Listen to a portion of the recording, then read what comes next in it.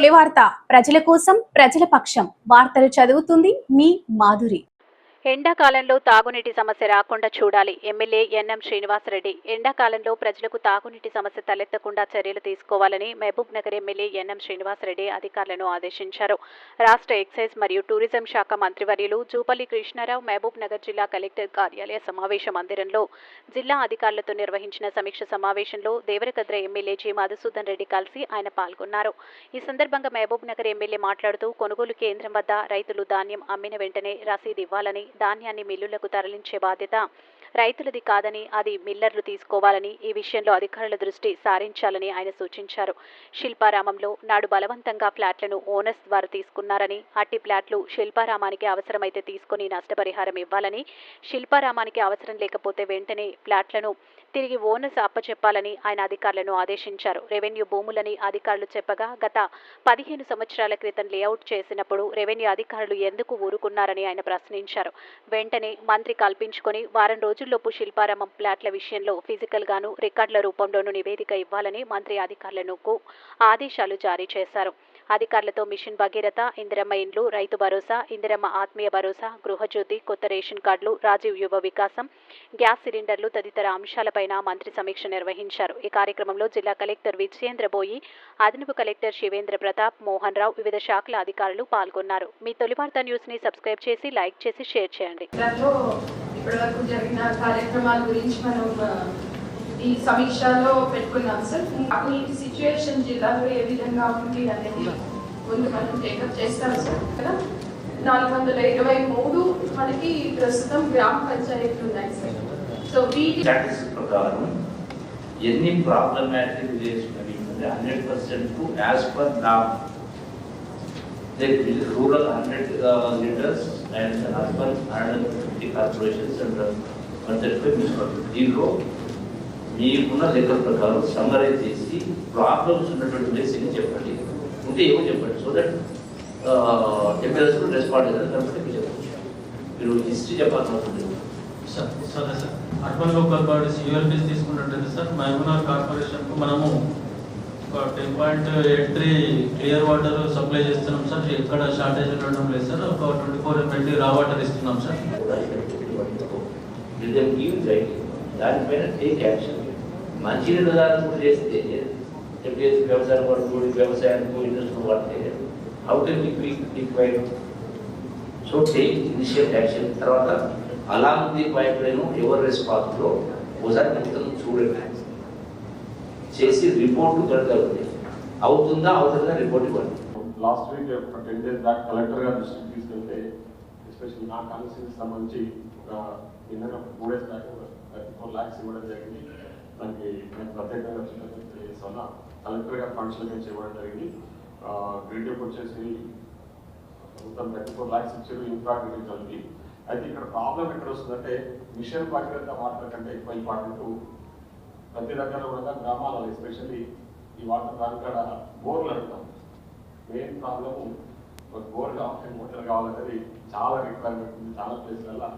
మనం ఒకటి ఫుల్ఫిల్ చేయగలిగితే, ఎందుకంటే చాలా ప్లేస్లలో ఇది కొన్ని టాలెంట్ ఎడ్యుకేషన్స్ ఉంటాయి, అక్కడ వస్తుంది వాటర్. అంటే ఇప్పుడు నేను పెట్టే గ్రామాలు కూడా అవి తాటికొండ ఒకటి, తర్వాత జింకరాల గ్రామాల్లో కంప్లీట్గా ఈ మిషన్ వరకు వాటర్ రావడం లేదంటే ఈ మొన్న ఒక కొన్ని ఫండ్స్ శాంక్షన్ చేసారు. కానీ మెయిన్గా చాలా గ్రామాలలో బోర్లు అడుగుతాం. ఈ రోజున మహబూబ్నగర్ జిల్లా కేంద్రంలో సమీక్ష నిర్వహించడం జరిగింది. కలెక్టర్ గారు ఇతర అధికారులందరితో, ప్రజలందరితో. ఇందులో ప్రధానంగా మంచినీటి సమస్య పైన సమీక్ష నిర్వహించడం జరిగింది. ఈ సంవత్సరం ఎండాకాలం సంబంధించి మంచినీటి సమస్యకు రిజర్వాయర్లో నీళ్లు ఉన్నవి, ఇబ్బంది ఏమీ లేదు. కాకపోతే మెయింటెనెన్స్లో కొన్ని లోపాల కారణంగా అక్కడక్కడ కొన్ని చిన్న చిన్న ఇబ్బందులు వస్తున్నాయి. వాటిపైన జిల్లా యంత్రాంగానికి ఆదేశం జరిగి వాటిని ఇమ్మీడియట్గా తక్షణమే రెక్టిఫై చేసే కార్యక్రమం చేయాలి. ఇది కాకుండా ఎక్కడైనా అత్యవసర పరిస్థితి మంచినీటి సమస్య వస్తే దానికి సంబంధించి జిల్లా కలెక్టర్ దగ్గర తక్షణ అవసరాల కోసం ₹1 కోటి ఇప్పటికే గౌరవ ముఖ్యమంత్రి గారు పెట్టడం జరిగింది. దీనికి అదనంగా గౌరవ శాసనసభ్యులు కావచ్చు, ఇతర ఫండ్స్ నుంచి ఎస్డీ ఫండ్ ద్వారా కూడా కొంత మంచినీటి సౌకర్యం కోసం వాడుకునే కార్యక్రమం చేయడం జరుగుతుంది. ఒకటి. రెండవది సివిల్ సప్లైస్ పైన కూడా సమీక్ష చేయడం జరిగింది. ప్రధానంగా రైతాంగానికి సంబంధించి ఏదైతే వరి కొనుగోలు ఉందో ఈ వరి కొనుగోలుకు సంబంధించి రైతులు మార్కెట్కు ధాన్యం తెచ్చిన తర్వాత అక్కడనే వాళ్ళ తూకం వేసిన తర్వాత అక్కడనే రసీదు ఇవ్వాలా, ఎన్ని క్వింటాల్ల వడ్లైనవి, ఎన్ని బస్తాలు, దానికి మద్దతు ధర ప్రకారం ఎన్ని రూపాయలు వస్తుంది రిసీట్లు అక్కడే విధిగా ఇవ్వాల్సిన అవసరం చెప్పడం జరిగింది. దాన్ని 100% తూచా తప్పకుండా అమలు చేయాల్సిన చెప్పని కలెక్టర్ గారిని ఆదేశం జరిగింది. ఒకసారి తూకమే రసీసిన తర్వాత మళ్ళీ రైతులు రైస్ మిల్లు దగ్గరకోబోయో పైరవీలు చేసో పడిగాపులు కాసో దాని మళ్ళీ 5% 10% తేమని తాళని రకరకాల కోతలు కొయ్యడానికి వీల్లేదు. ఇది ఈ నిర్వహణ పర్ఫెక్ట్గా చేయడం కోసం ఒక్కొక్క సెంటర్ కొనుగోలు కేంద్రంలో ఒక్కొక్క అధికారిని స్పెషల్గా కూడా నియమించమని చెప్పడం జరిగింది. వీళ్ళందరినీ కూడా ఐకేపీ కొనుగోలు చేసే ఐకేపీ సంస్థలు కొనుగోలు చేస్తారో వాళ్ళను, అట్లాగే మార్కెట్ కమిటీల ద్వారా కొనుగోలు చేస్తారు వాళ్ళని కలిపి ఒక సమీక్ష నిర్వహించి దీన్ని ఆదేశాలు స్పష్టంగా ఇవ్వమని చెప్పడం జరిగింది. రెండవది వరి ధాన్యం అకాల వర్షాలు వస్తే తడిసిపోకుండా ఉండడం కోసం మార్కెట్ యార్డ్లో ఇప్పటికే నిధులు ఉన్నవి, ఇప్పటికే టార్పులు ఉన్నవి. అవి కాకుండా తక్కువ పడితే ఆ నిధుల ద్వారా కూడా అవసరమైన టార్పోలిన్లు కొని ఒక్క ధాన్యం గింజ కూడా తడవకుండా ఆ ఏర్పాట్లు కూడా తక్షణమే ఏర్పాటు చేయమని కూడా చెప్పడం జరిగింది. దీనికి సంబంధించి దీంతో పాటుగా రైస్ మిల్లర్కి సంబంధించి గత ప్రభుత్వం ఉన్నప్పుడు వడ్లు ఇస్తే ఆ వడ్లు తీసుకుపోయే మిల్లర్లు వాటి మిల్లింగ్ చేసి బియ్యం పెట్టక వాళ్ళు అమ్ముకునే కార్యక్రమం చేసి అటువంటిది ఇప్పటికీ కూడా ఇంకా 150 కోట్ల రూపాయలు ఆ మిల్లర్ నుంచి డబ్బు రావాల్సి ఉంది. సో వాటికి సంబంధించి కూడా తక్షణమే చర్యలు తీసుకొని ఆ డబ్బును వసూలు చేసే కార్యక్రమం చేయాలని చెప్పడం జరిగింది. గత ప్రభుత్వం కూడా ఏదో కొంత ఆ వడ్లను కొన్ని తీసుకొని ఆక్షన్ పెడితే అది కూడా ఇప్పటి వరకు కూడా అయితే అవి కూడా డబ్బులు రాలేదు. కాబట్టి వీటిపైన కూడా ప్రభుత్వ వృధా కూడా తక్షణమే అవసరమైనటువంటి చర్యలు తీసుకోమని చెప్పినాం.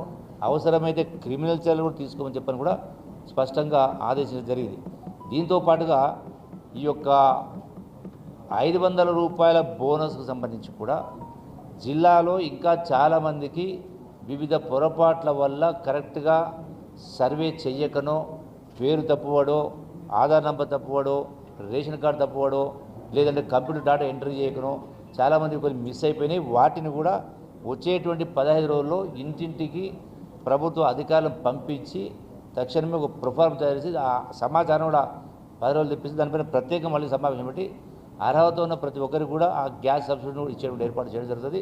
అట్లాగే రేషన్ కార్డ్స్లో కొత్త రేషన్ కార్డ్స్ కూడా ఇవ్వబోతా ఉన్నాం.